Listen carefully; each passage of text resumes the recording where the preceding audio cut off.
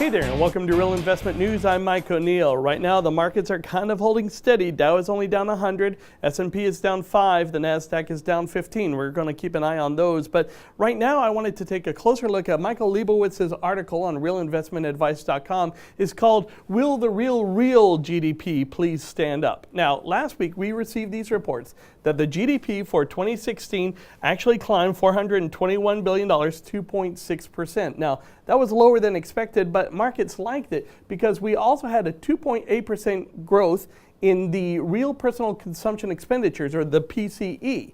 Now, this index actually measures price changes in consumer goods and services, and considering that consumers represent about 70% of the GDP, that growth is kind of understandable, but is this really good news? So now take a look at this though. The blue line is the real PCE, that's the number I just showed you. The red line is real disposable personal income. It's a mouthful. That's the amount that households have available for spending and saving after the income taxes have been accounted for. Now, the two lines crossed in September 2016, and since then, personal consumption has been outpacing that personal income.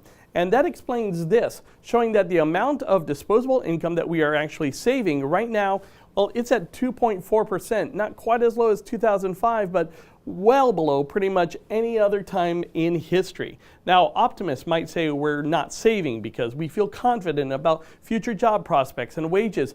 But what is most likely happening is that we are not saving because everything is costing us more. Education, health coverage, and we can't forget about those credit cards. Now, take a look at our growth of credit card debt versus our disposable income. You can see how up to about 2009, it was climbing at about 3%, but then it jumped.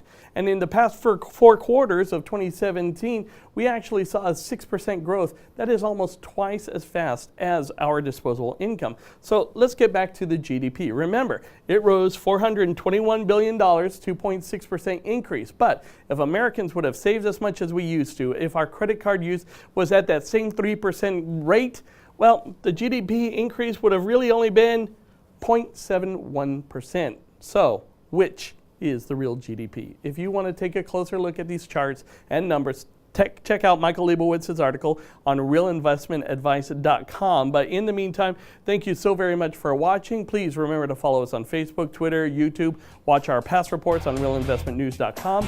I'm Mike O'Neill, and we'll see you again in a couple of hours.